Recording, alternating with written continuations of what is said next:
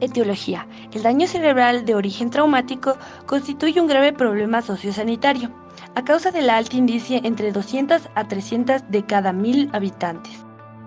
Los accidentes laborales en el hogar, al aire libre o la práctica de deportes, las caídas, las lesiones físicas o los accidentes de tránsito serán algunas de las etiologías que producirán el traumatismo troncoencefálico. Si el traumatismo es abierto o cerrado, si la lesión se produce en el hemisferio derecho o izquierdo, o se produce en el córtex frontal o temporal, serán entre otros factores relacionados a los diferentes efectos del daño cerebral. Esto lo evidenciamos con el siguiente experimento. Una muestra tomada en un hospital público de 41 ancianos atendidos por TSE.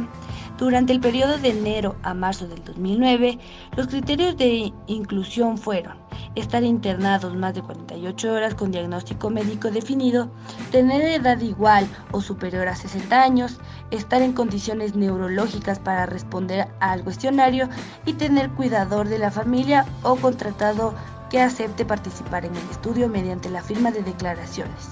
Lo que querían observar en este experimento fueron si la edad era un factor clave para el trastorno cráneoencefálico, y los resultados fueron que a partir del 80,5% de 33 participantes fueron de sexo masculino y la mayoría se encontraba entre la franja de edad de 60 a 69 años.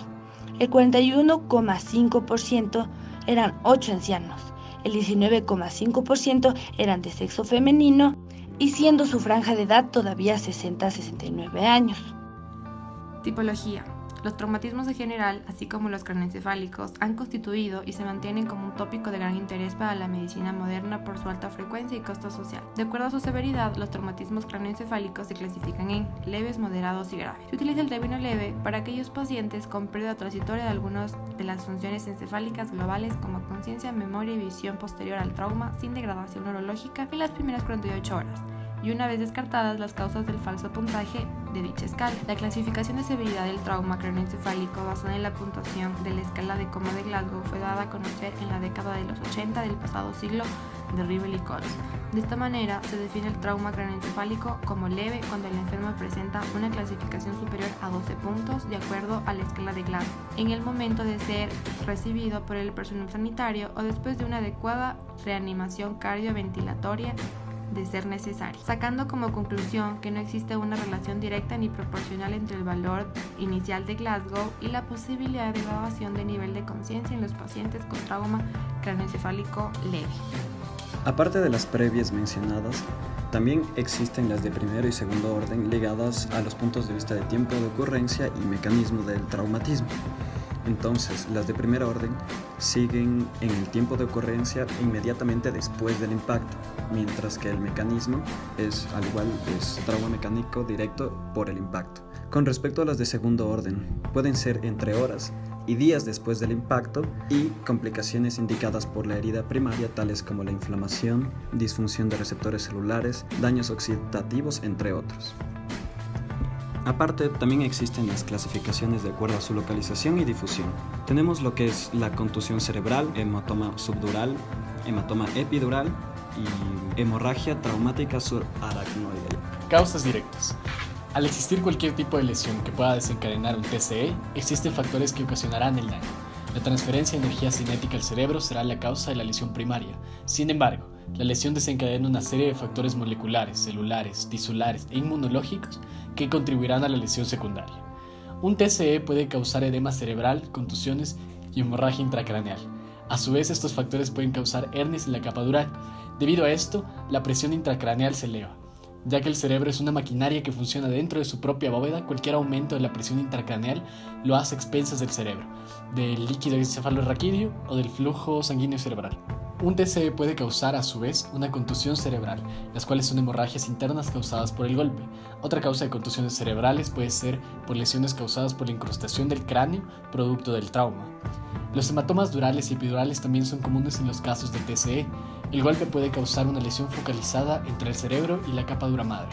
En estas situaciones, algunos vasos sanguíneos y arterias pueden verse comprometidas causando este tipo de hematomas.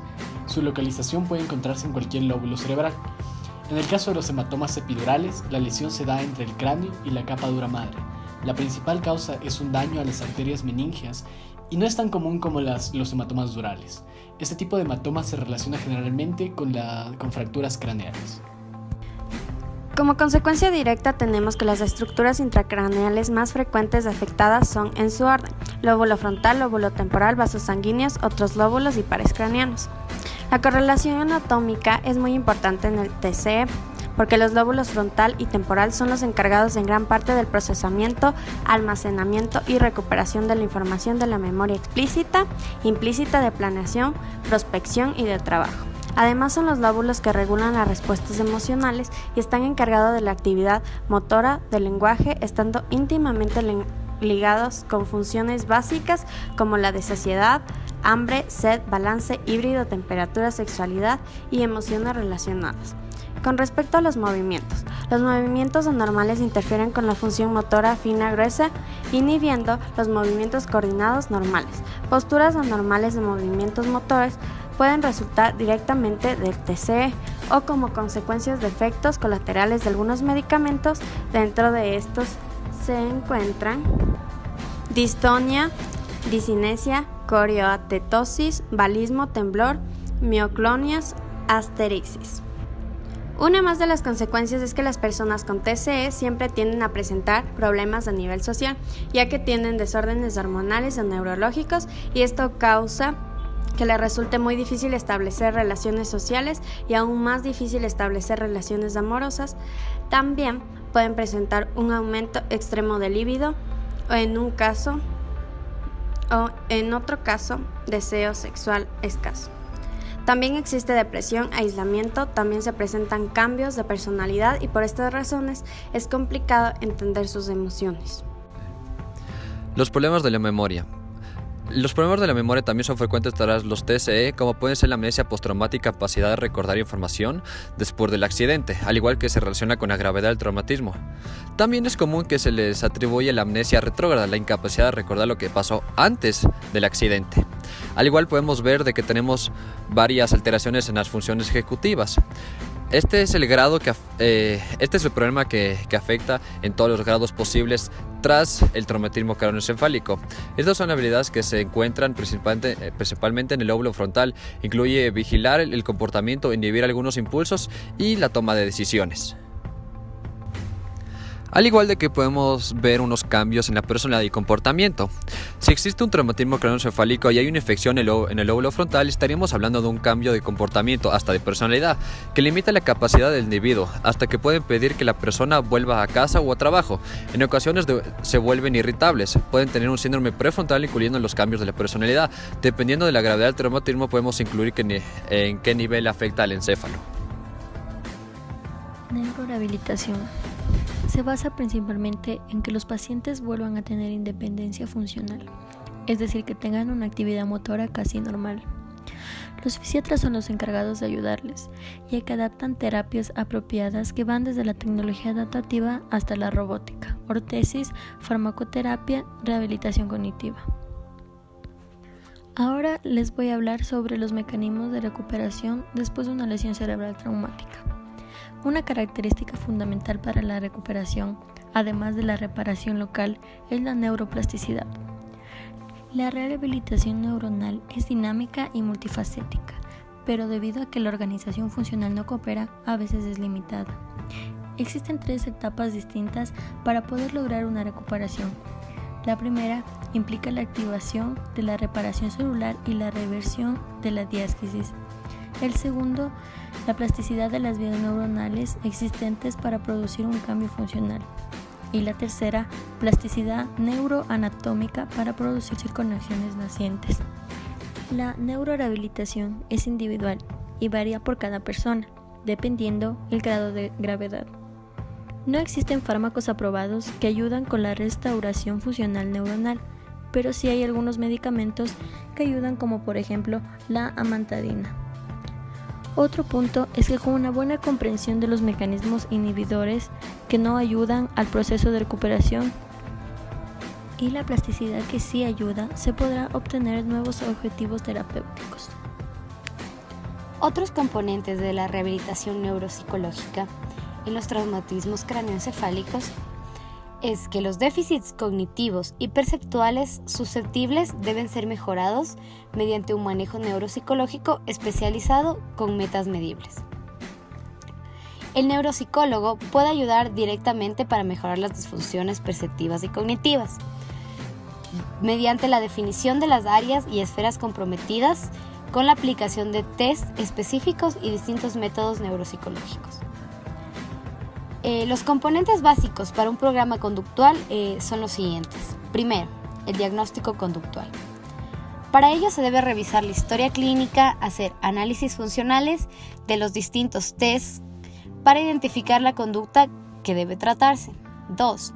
Identificar las condiciones perpetuantes, que consiste en identificar la conducta objeto y sus eventos circundantes, los factores que predisponen a la misma conducta y hacer una hipótesis conductual sobre lo que ocurriría manipulando esos factores.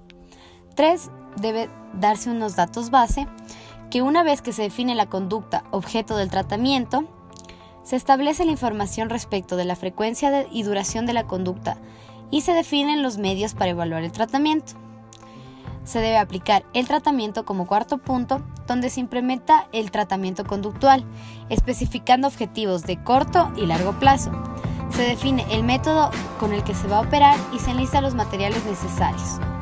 El método de recolección de datos y la manera de seguimiento también deben ser parte de este tratamiento. Los procesos pueden ser acelerativos, donde se incrementa la conducta objeto, o los retardantes, donde se disminuye la conducta objeto. También se debe dar paso a un seguimiento, donde se aplica el tratamiento y se hace recolección de datos. Los datos conductuales obtenidos deben ser rutinariamente analizados y presentados como gráfico para originar una impresión visual de las conductas y la efectividad del tratamiento. A su vez, debe haber unas modificaciones al procedimiento en el caso de que el tratamiento deba modificarse cuando haya suficiente evidencia de falla en su efectividad, y una generalización y mantenimiento si el tratamiento da resultado. Debe quedarse y debe haber un mantenimiento y continuidad del mismo hasta que se considere conveniente. En este caso, la participación familiar sigue siendo muy importante.